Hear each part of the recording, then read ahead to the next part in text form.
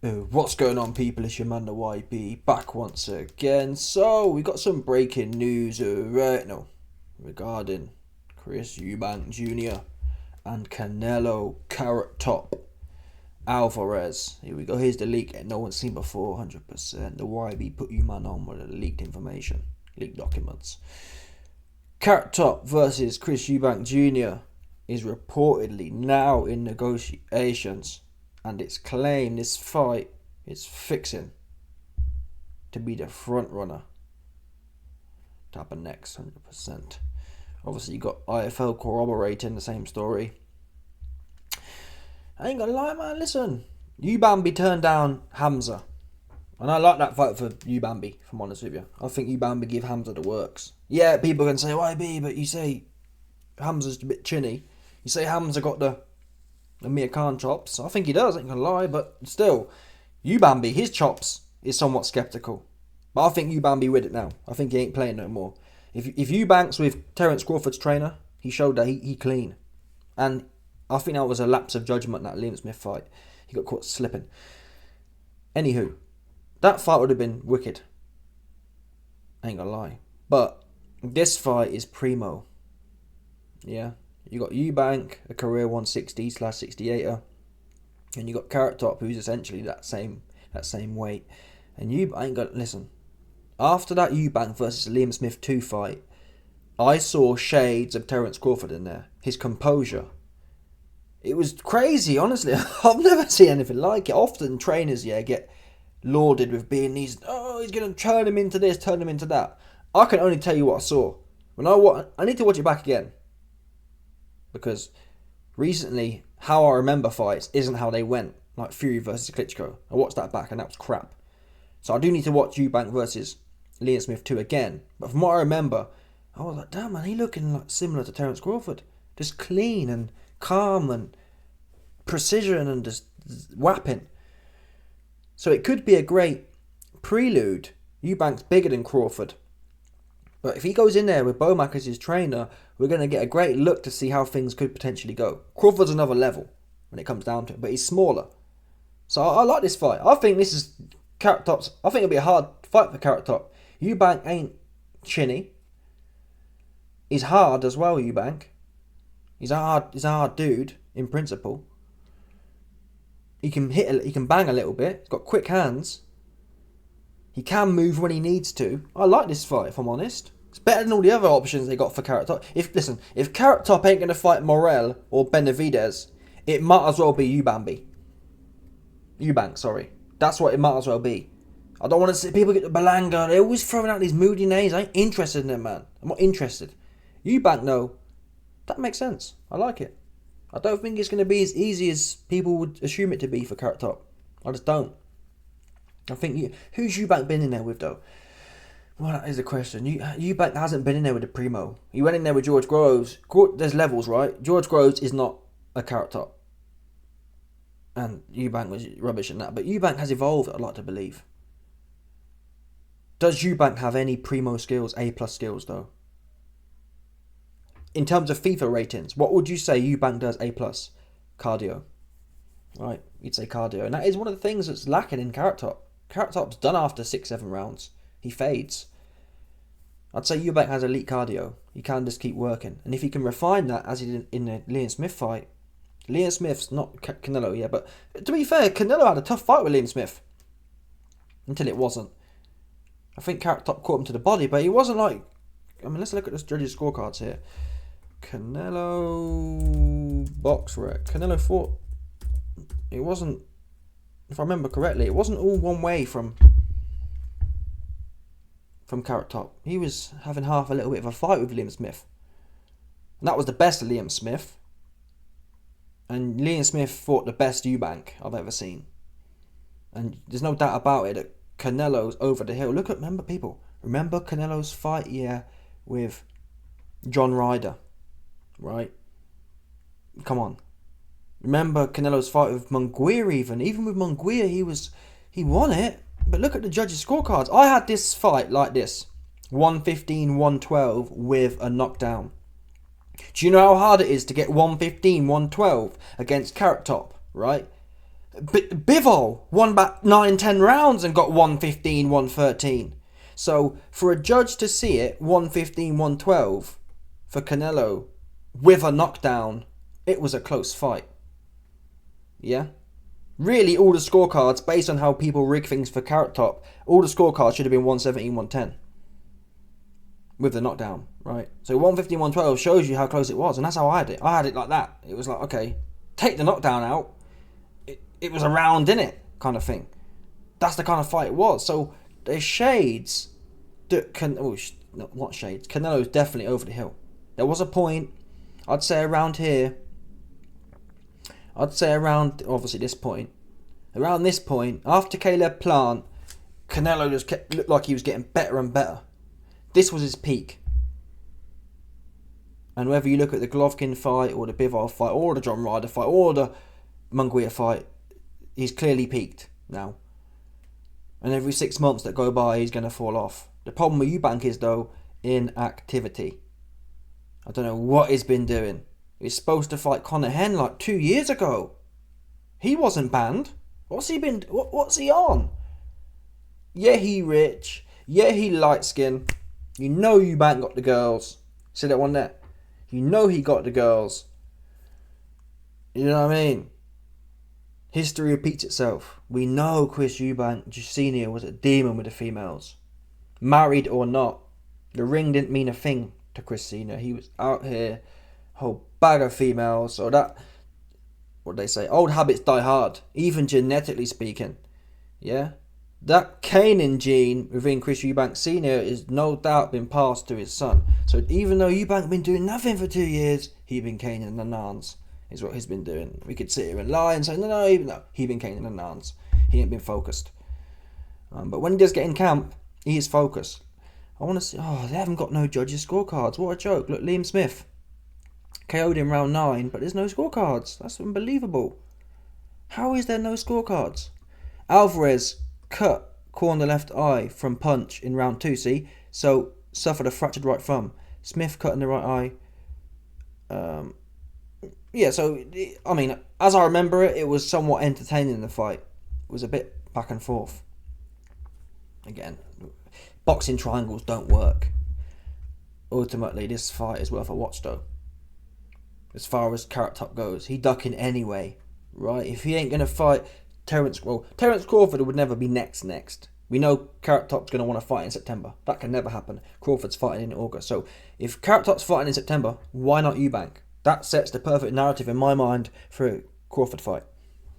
Assuming EUBANK stays with Bomac. If EUBANK doesn't go with Bomac, he's low IQ.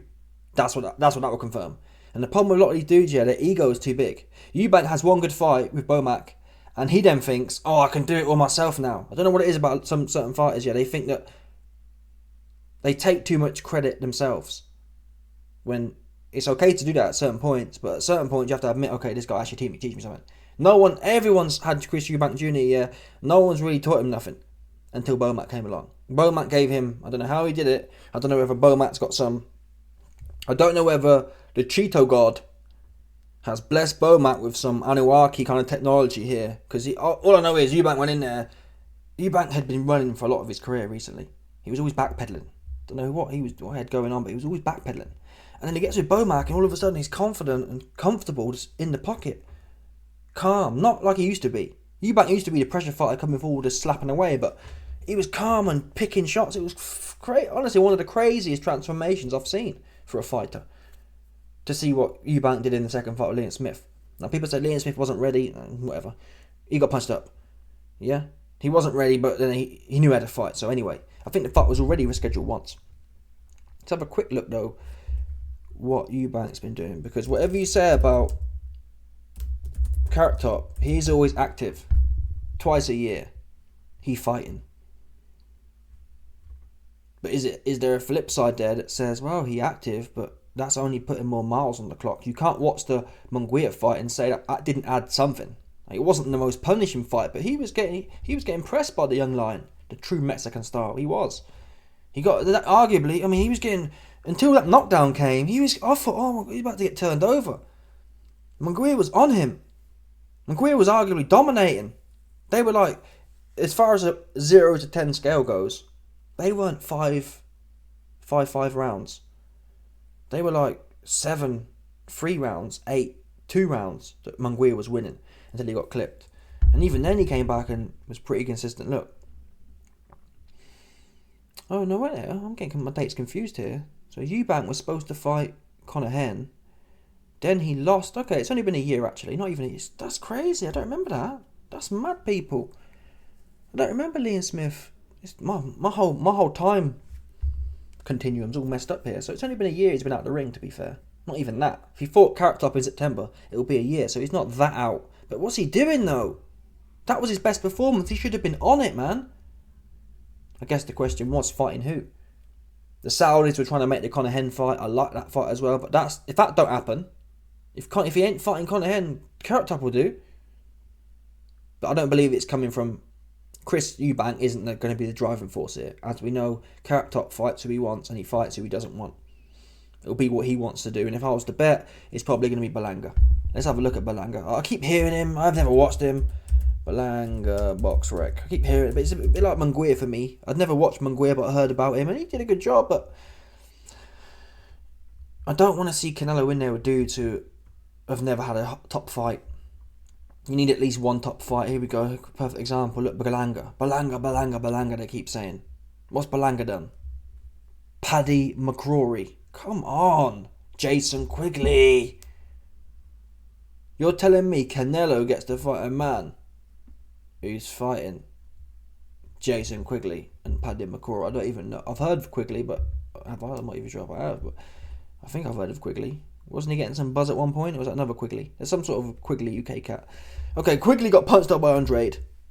Quigley got knocked out by Andrade. Oh my god. Oh my, this is bad, people.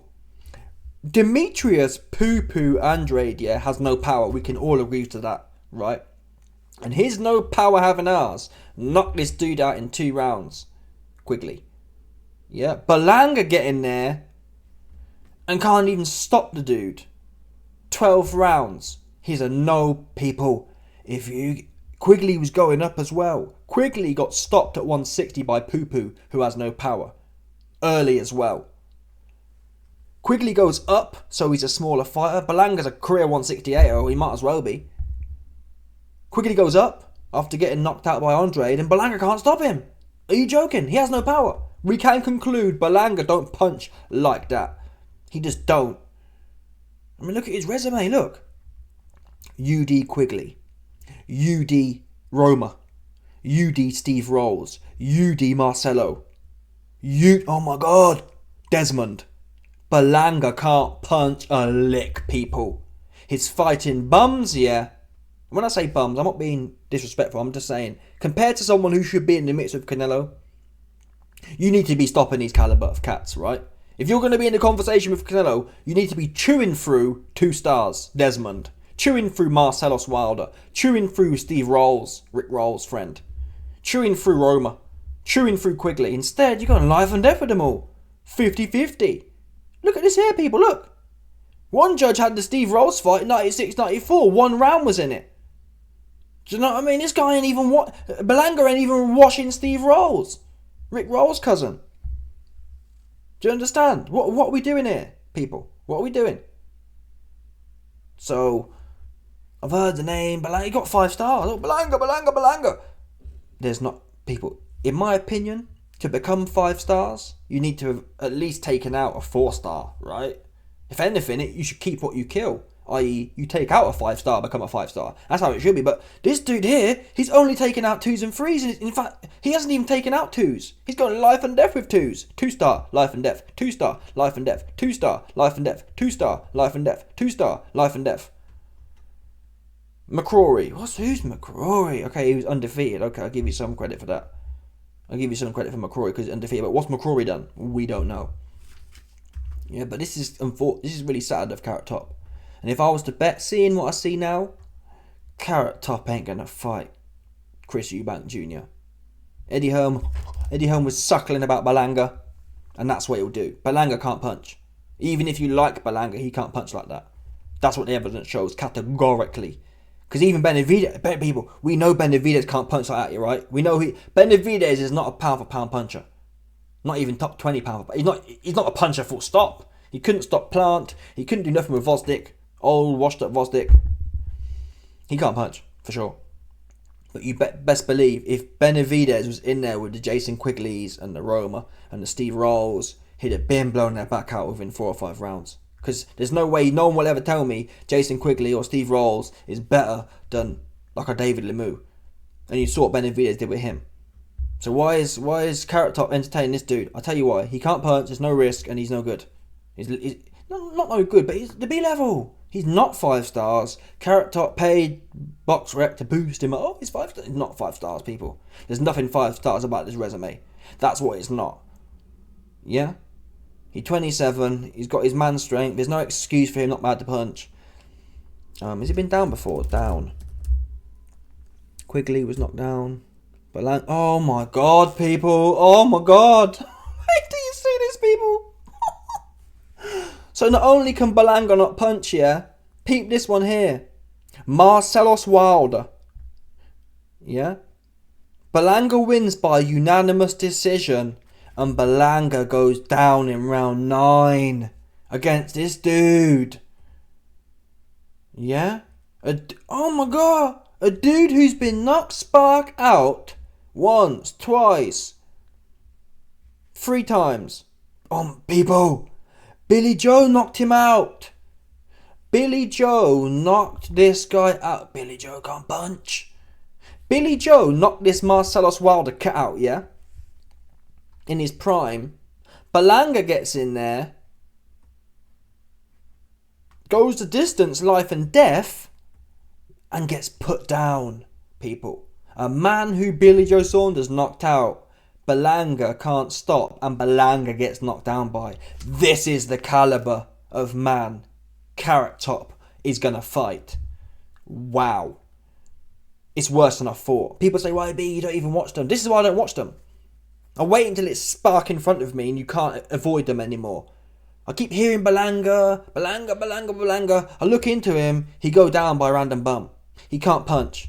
So he got no chin, his chin's skeppy, and his punching power skeppy. What is he really good at like that? We don't know. But yet Carrot Top, he got him next. That's whack, Carrot Top. Fight Chris Ubambi. Yeah? You can say, oh, why me? But Ubambi's been down. Ubambi can squabble a bit though. This guy, he looked the part. Right? Oh, I got the cut and he got the, whatever that is, the incision in his hairline. He looked like some sort of cartel. But listen, people. Does Edgar Berlanga look like a cartel boss? He might do. No, he's more of a runner if I'm honest. The bosses don't really have that. You know what I'm saying? He looked more like a runner. Does he look like a cartel runner? He does. Yeah? A cartel henchman. He does. He qualifies for that. He ain't qualifying for a Carrot Top interesting fight though. That's what he's not doing. So get Berlanga out of it. I ain't trying to hear no more from this guy. For sure. Anyway, let me know your thoughts. Smash the like button, subscribe, like off the bell. 100%. There's just no doubt about this. Stop it.